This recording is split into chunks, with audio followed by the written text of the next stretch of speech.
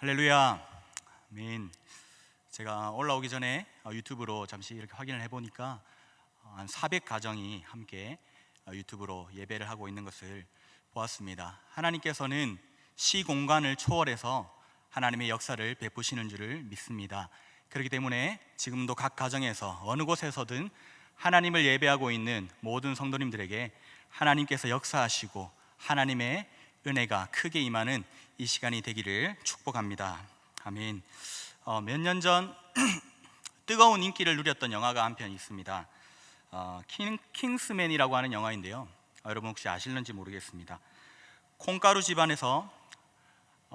집안이고 동네에서 패싸움이나 하고 직장도 없고 사람들에게는 루저로 낙인이 찍힌 에그씨라고 하는 주인공이 있습니다. 이 에그씨가 혹독한 훈련을 통해서 킹스맨 요원이 됩니다.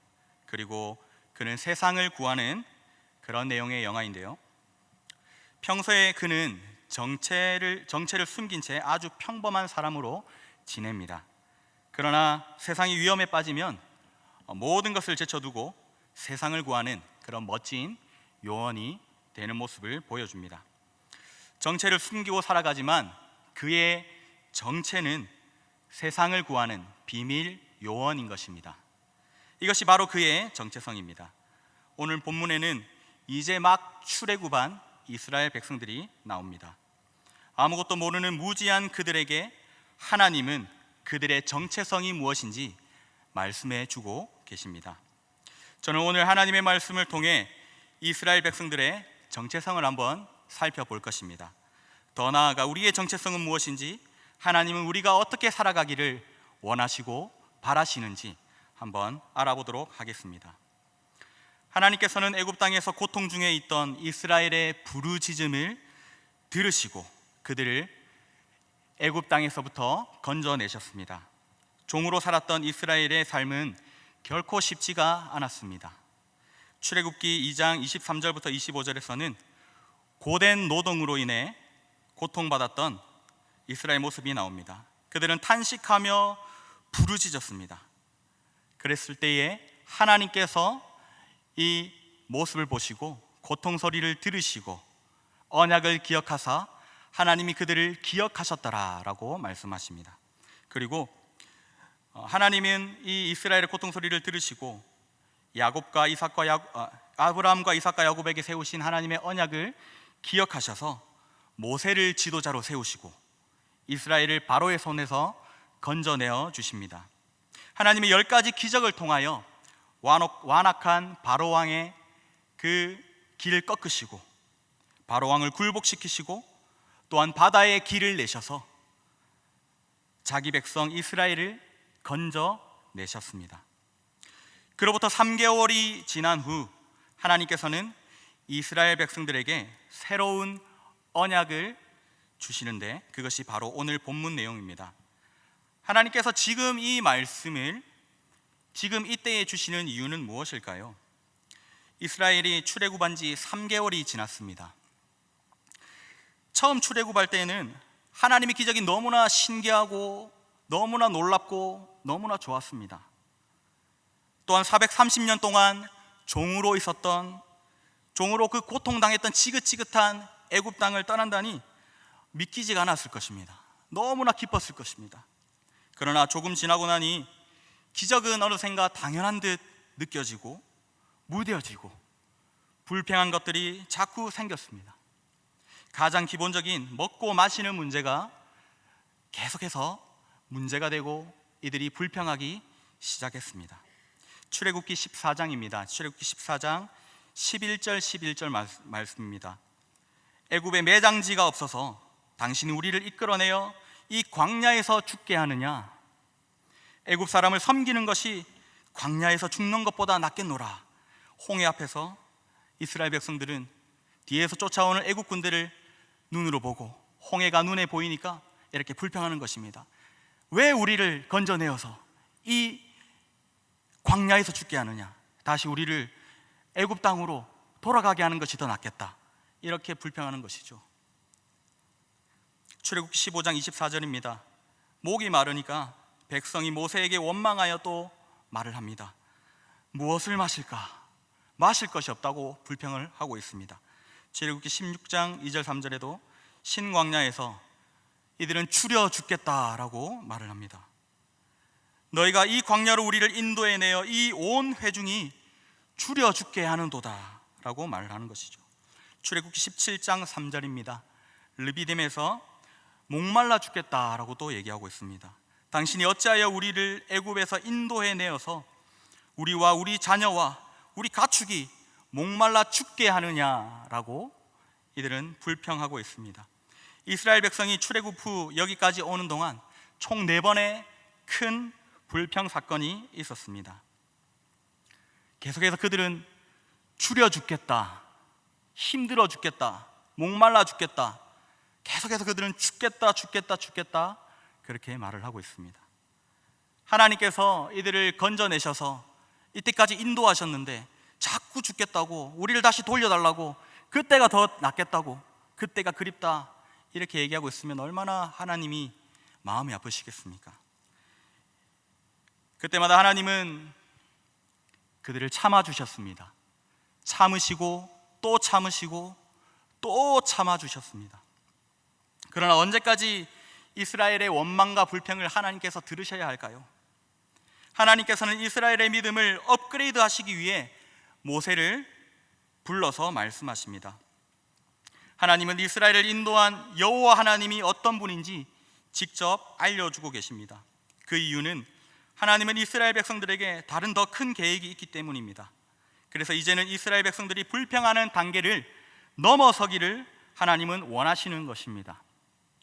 여러분, 축구 선수가 훈련을 하는데요, 매일 패스 훈련을 합니다.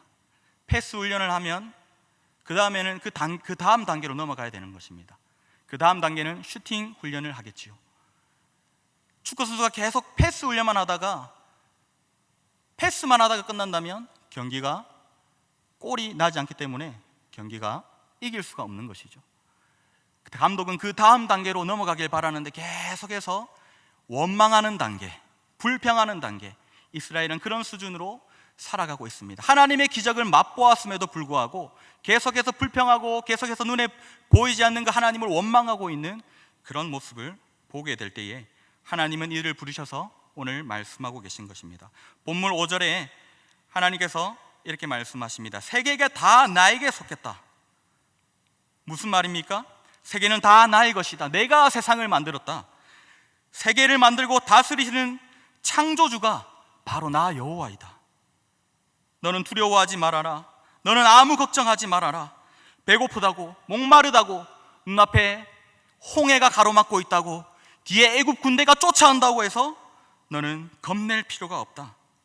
너희들은 내 말을 잘 듣고 나만 믿고 따르면 된다 라는 의미로 우리는 해석할 수 있겠습니다. 성도 여러분, 우리가 믿는 하나님은 온 세상을 만드시고 다스리시는 창조주 하나님, 능력의 하나님, 만군의 하나님인 줄 믿습니다. 이 창조주 하나님께서 이스라엘을 향해 너희는 모든 민족 중에서 내 소유가 될 것이다 라고 말씀하십니다. 너희는 모든 민족 중에서 내 뭐가 될 것이라고요? 소유가 될 것이라고 말씀하십니다. 하나님의 소유라고 말씀하십니다. 우리 다 같이 한번 따라해 보겠습니다. 우리는 하나님의 소유입니다. 우리는 하나님의 소유입니다. 표준 세번역에서는 이 소유를 보물로 표현을 하고 있습니다. 보물. 우리 한 번 더 따라해 볼까요? 우리는 하나님의 보물입니다. 우리는 하나님의 보물입니다. 아멘. 소유로 삼았다는 말은 값을 지불하고 샀다는 것을 말합니다. 돈을 주고 샀다는 것이죠. 내가 내 돈을 주고 산 그 물건을, 내 소유인 이 물건을 함부로 다루거나 아무 때나 버릴 수 있겠습니까? 그럴 수 없습니다. 아끼고 소중히 다룹니다. 혹여나 부서질까 봐 애지중지 소중하게 다룹니다.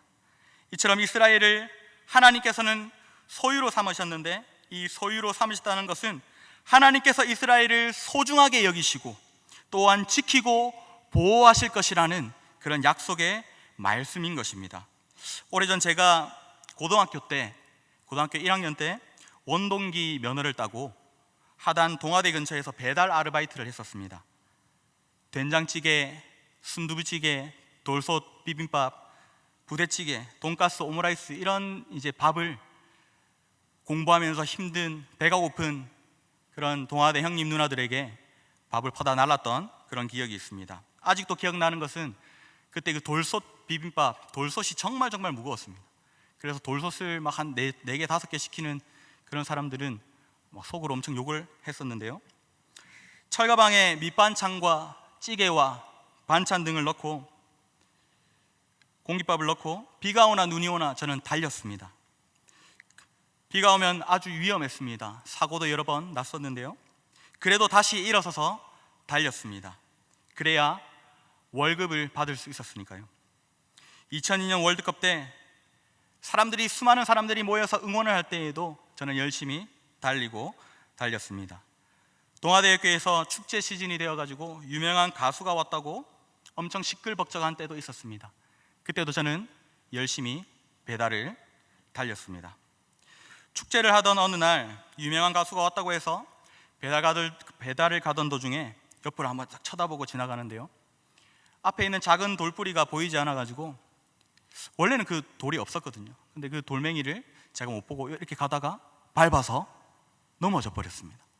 엄청 시끌벅적한 그 축제 현장이었지만 제가 넘어져가지고 그렇게 있으니까 주위에 사람들이 보고 있다가 막 달려와가지고 괜찮냐고 하는데 저는 얼마나 부끄러웠는지 모릅니다. 엄청 쪽을 판 적도 있었습니다.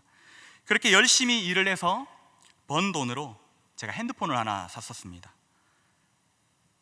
화면에 보이는 이런 핸드폰인데요, 삼성 16화음 멜로디 폴더라는 핸드폰입니다. 약 한 50만 원 했던 걸로 기억합니다. 여기 보면은 2001년, 제가 어제 찾아봤거든요. 2001년 7월 6일에 이렇게 이제 뉴스가 나온 거죠. 휴대폰이 소형화되고 막 이렇게 있는데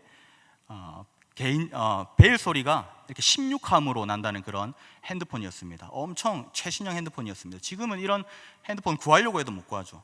벨 소리가 그때 당시에 띠디디디디디디디디디디 이런 단음이었거든요. 근데 그때 화음이 들어간 핸드폰, 정말 놀라운 핸드폰이었습니다. 물론 지금에 비하면 아주 구형 핸드폰이지만 제가 열심히 일해서 산 제 소유, 제 것, 제 핸드폰, 얼마나 기쁘고 감사하면서 사용했는지 모릅니다.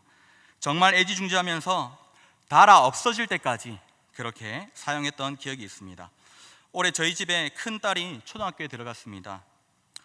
그래서 걱정되는 마음에 저렴한 핸드폰을 하나 사서 그렇게 들고 다니게 했습니다. 지금 예전에 제가 처음 샀던 그 핸드폰에 비하면 엄청 좋은 핸드폰이겠죠. 스마트폰이니까. 근데 자기 건데 자기가 더 많이 챙기는 게 아니라 제가 더 많이 그 핸드폰을 챙깁니다. 툭 하면 여기저기 놔두고 다니기 일쑤입니다. 아직 자기 것을 간수할 수 없어서, 간수할 줄 몰라서 그럴 것일까요? 아니면 지가 돈 안 들였다고 아까운 줄 몰라서 그런 것일까요? 사랑하는 여러분, 우리는 우리의 것, 나의 소유, 내 것은 아끼고 챙기죠. 우리는 하나님의 소유인 줄 믿습니다. 우리 다 함께 4절을 한번 보시겠습니다. 내가 애굽 사람에게 어떻게 행하였음과 내가 어떻게 독수리 날개로 너희를 업어 내게로 인도하였음을 너희가 보았느니라. 아멘. 어미 독수리가 새끼들을 날개에 업고 인도하고 또 지키듯이 하나님께서는 이스라엘을 애굽 땅에서부터 지금까지 인도하여 주셨습니다. 바다에 길을 내셔서 그들을 건지시고 만나와 메추라기로 그들을 먹이셨고 반석에서 물을 내셨고 구름 기둥과 불 기둥으로 그들을 지키시고 보호하시고 인도하여 주셨습니다. 또한 그렇게 앞으로도 인도하고 지키실 것을 기억하라고 오늘 이렇게 말씀하시는 것입니다. 하나님께서 이스라엘을 하나님의 소유로 삼으셨습니다. 하나님은 자신의 소유인 이스라엘을 결코 죄 가운데 버려두지 않으시며 고통당하게 그냥 두지 않으시며 반드시 책임지고 세상으로부터 지키시고 모든 것으로부터 보호하십니다. 저희 가정에는 3명의 자녀가 있습니다. 그중 막내가 이제 4살이 되었습니다. 근데 이 막내가 너무나 귀엽고 사랑스럽습니다. 그러나 가끔 이 귀여운 녀석을 피하고 싶을 때가 있습니다. 언제일까요? 초콜릿이나 아이스크림을 먹을 때 얼굴뿐만 아니라 머리카락이며 몸에, 옷에 이렇게 다 범벅을 하고 있을 때면 기가 차기도 하고 제가 감당할 수가 없습니다. 마음 같아서는 그냥 못 본 척하고 피하고 싶습니다. 이럴 때 지혜롭게 엄마 찬스를 사용하면서 야, 엄마한테 가, 이렇게 얘기하기도 합니다. 그런데 이럴 때가 또 있습니다. 바로 아이가 응가를 했을 때, 똥을 쌌을 때입니다. 물론 지금은 기저귀를 다 뗐지만 기저귀를 갈아야 될 때 너무나 귀찮을 때가 이렇게 오는 것이죠. 처음에는 응가한 모습조차 귀엽고 사랑스러워서 기쁨으로 그 기저귀를 갈아주었습니다. 그렇지만 첫째, 둘째, 셋째까지 키우다 보니 귀찮을 때가 종종 있습니다. 그렇지만 빨리 안 갈아주면 어떻게 됩니까? 더 큰 불상사가 생길까봐 얼른 갈아줍니다. 그러면 아이는 아주 개운해하면서 평안히 임하는 것을 볼 수가 있습니다. 여러분, 사랑하는 자녀가 똥물에 뒹굴고 있는 것을 발견한다면 여러분 어떻게 하시겠습니까?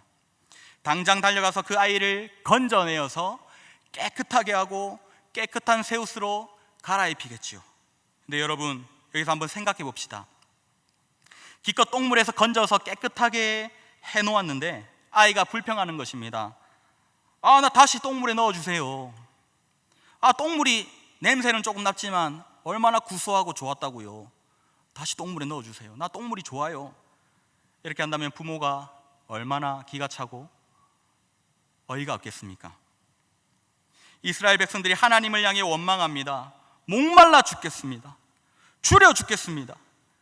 여기서 죽느니 애굽에서 종살이 할 때가 더 좋았습니다. 하나님께서 얼마나 기가 막히실까요? 여러분, 우리의 신앙을 업그레이드 해야 합니다. 사랑하는 여러분, 우리의 모습에는 이런 모습이 없는지요? 하루하루가 고통의 연속이고 의지할 것 없고 소망이 없이 힘들게 살아가던 우리가 예수 그리스도의 피값으로 말미암아 구원의 은혜를 누리고 평안을 얻게 되었는데, 평안을 누리게 되었는데, 생명의 삶이 시작되었는데 잠시 어려움이 찾아왔다고 해서, 신앙생활에 정체기가 찾아왔다고 해서 혹시 똥물을 그리워하고 있지 않습니까? 이스라엘처럼 원망하고 불평하는 그 모습이 바로 똥물을 그리워하는 것과 같습니다. 여러분, 우리는 말로 다 할 수 없는 더러운 것에서 건짐을 받은 하나님의 소유입니다. 그리고 하나님께서는 친히 우리에게 말씀하십니다. 야곱아, 너를 창조하신 여호와께서 이제 말씀하시느니라. 이스라엘아, 너를 조상하신 자가 이제 말씀하시느니라. 너는 두려워 말라. 내가 너를 구속하였고 내가 너를 지명하여 불렀나니 너는 내 것이라. 아멘. 너는 내 것이다. 닌 내 끼다. 나의 사랑하는 아들이다 라고 하나님은 말씀하십니다. 또한 내가 누군지 아느냐? 나는 온 세계를 만들었고 다스리시는 전능한 하나님이다. 전능한 창조주 하나님이다. 그런데 너는 왜 더러운 것을 아직까지 그리워하고 있느냐? 너는 왜 똥물을 그리워하고 있느냐? 라고 말씀하십니다. 사랑하는 여러분, 우리는 우리의 믿음을 업그레이드 해야 합니다. 하나님은 그의 소유인 우리를 더러운 세상 가운데 버려두지 않으십니다. 고난과 고통 가운데 버려두지 않으십니다. 생각만 해도 더러운 똥물 같은 원망과 불평은 입에 담지도 마시고 우리는 하나님의 소유, 하나님의 보물같이 존귀한 자라는 것을 기억하며 살아가기를 주님의 이름으로 축복합니다. 두 번째로 살펴볼 것은 제사장 나라입니다. 하나님은 이스라엘 백성들에게 너희는 나의 소유다 라고 말씀하신 뒤에 그들에게 진짜 정체성을 알려주시는데요, 그게 무엇입니까? 바로 제사장 나라입니다. 제사장 나라는 어떤 의미가 있습니까? 먼저 제사장이라는 의미를 알아야 합니다. 제사장이란 백성들이 하나님께로 나아갈 수 있도록 하는 중개자입니다. 마찬가지로 제사장 나라는 이스라엘 밖에 있는 세상 나라들이 하나님께 인도되도록 하는 중간 역할을 하는 그런 의미를 가지고 있습니다.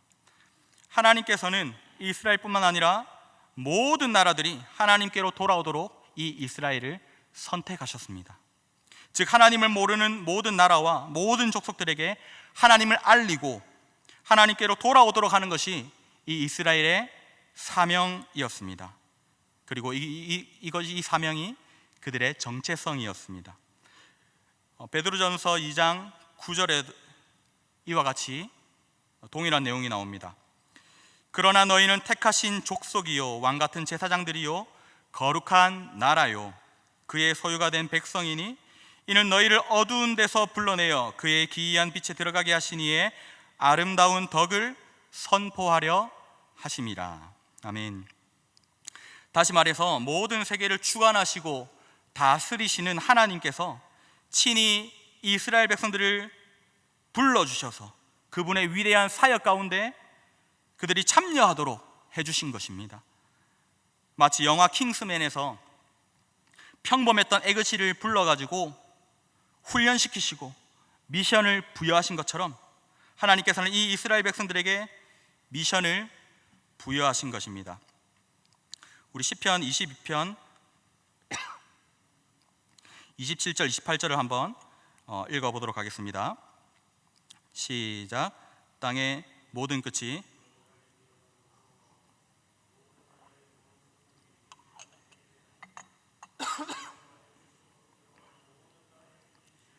아멘.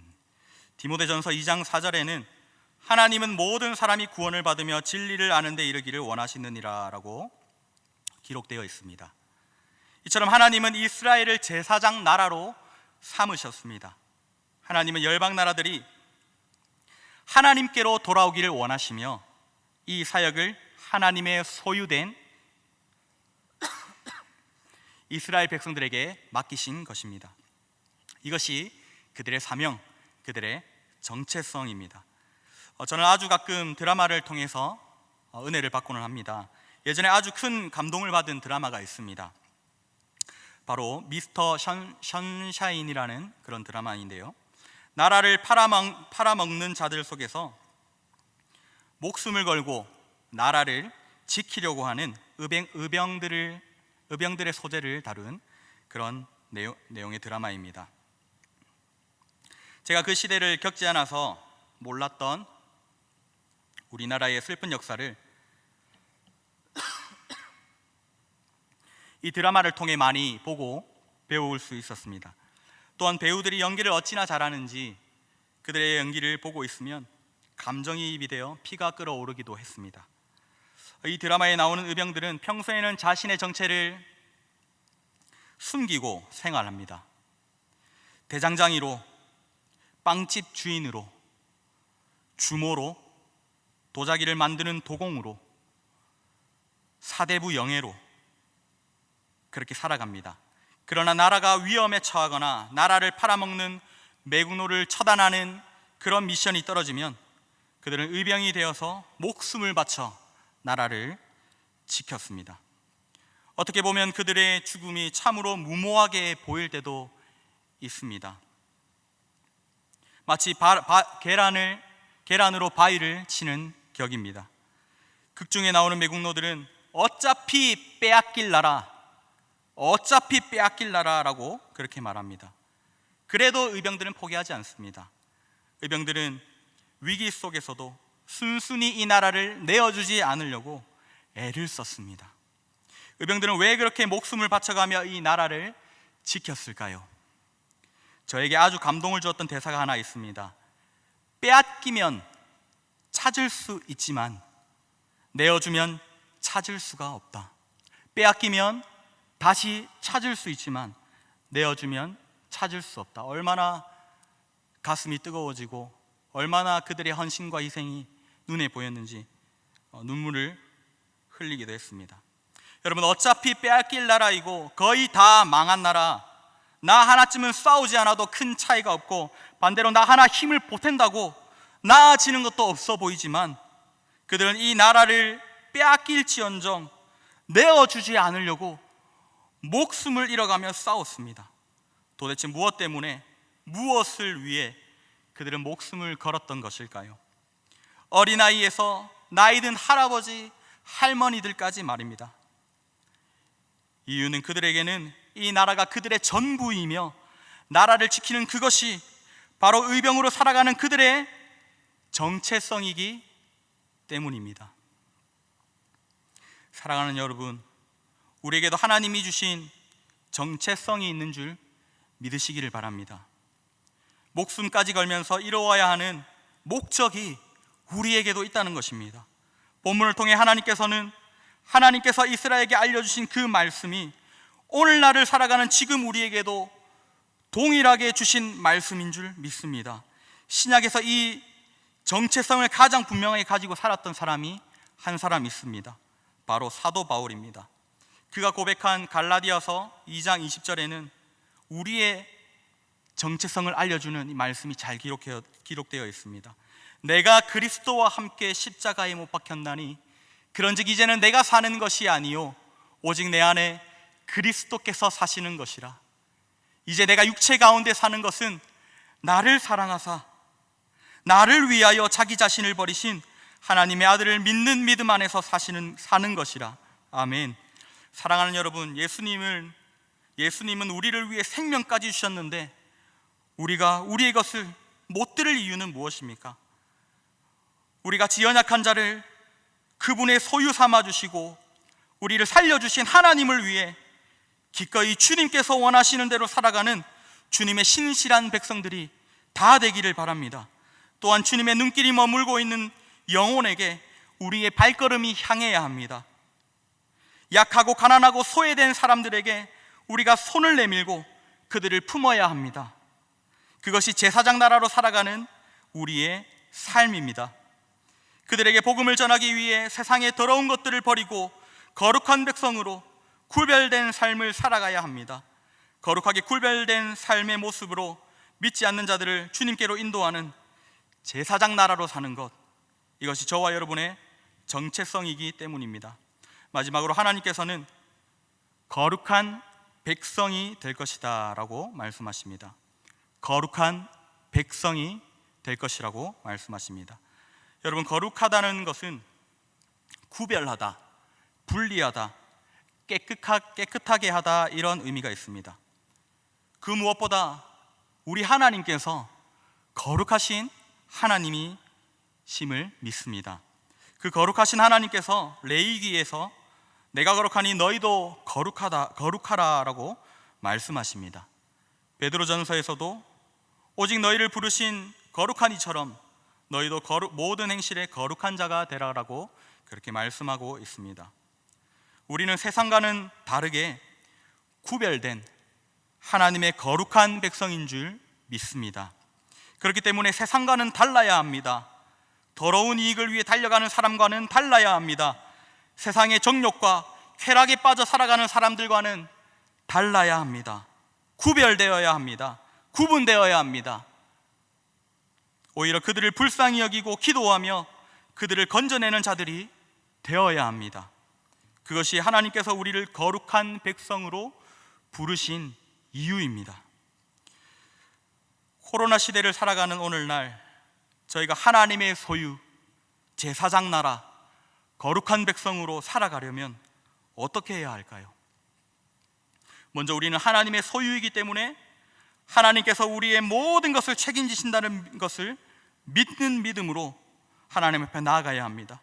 비록 힘들고 어려운 시기이지만 오늘 피었다 지는 들풀도 하나님께서 입히시고 하늘을 나는 새들도 먹이시는 줄 우리가 믿고 하나님을 믿음으로 바라보아야 합니다. 둘째로는 우리는 제사장 나라로서 하나님을 모르는 백성에게 복음을 전하는 자들이 되어야 합니다. 나라가 시끄럽고 교회가 욕을 먹고 분위기가 좋지 않고 상황은 더욱 힘들지만 그럼에도 불구하고 우리는 더욱 힘을 내어 복음을 전해야 합니다. 지금은 교회 차가 지나다니고 성경을 들고 다니는 것만으로 사람들에게 위협이 된다고 그렇게 얘기하는 것을 들었습니다. 전혀 위험한 게 아닌데 인식이 그렇게 되어버렸습니다. 어떻게 해야 할까요? 로마서 12장 14절 15절에 이렇게 말을 하고 있습니다. 너희를 박해하는 자를 축복하라. 축복하고 저주하지 말라.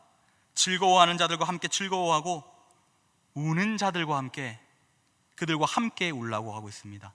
우리는 이 어려운 시기에 거룩한 제사장으로서 우는 자들과 함께 울며 그들에게 예수님의 사랑을 전해야 합니다. 우리도 어렵지만 주위에 힘들어하는 자들을 위로하고 돌아보며 나누고 섬기는 우리의 삶이 되어야 합니다. 마지막으로 우리는 거룩한 백성이기 때문에 더욱 예배하고 더욱 기도해야 할 줄로 믿습니다.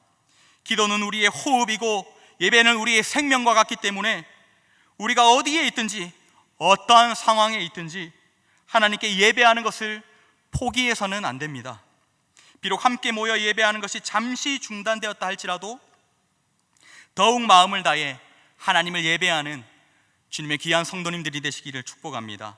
더욱 힘을 다해 기도하고 더욱 힘을 다해 하나님께 예배하고 더욱 정성껏 드리는 성도가 되어야 합니다. 더 나아가 우리의 이웃들을 돌아봐야 합니다. 예수님의 사랑으로 더 사랑하고 예수님을 본받아서 더 섬기고 예수님의 복음을 더 전하는 우리의 삶이 되어야 합니다. 사랑하는 여러분, 여러분은 하나님의 소유, 제사장 나라, 거룩한 백성으로 살고 계십니까? 사람은 무엇을 추구하며 사느냐에 따라 그것이 그 사람의 정체성이 되며 그 사람의 정체성이 결국 그 사람의 인생을 만듭니다. 하나님께서 우리에게 주신 정체성, 우리의 존재의 이유, 우리가 살아가는 목적을 잊지 마시기를 바랍니다. 우리 서로에게 한번, 가정에서 서로에게 한번 물어보시겠습니다. 질문해 보십시오. Who are you? 그리고 자기 자신에게 한번 스스로 질문해 보십시오. Who am I? 하나님의 소유, 제사장 나라, 거룩한 백성, 이것이 우리의 존재의 이유, 우리의 정체성임을 믿으시고 그 믿음으로 세상을 승리하는 저와 여러분들이 되시기를 간절히 축복합니다.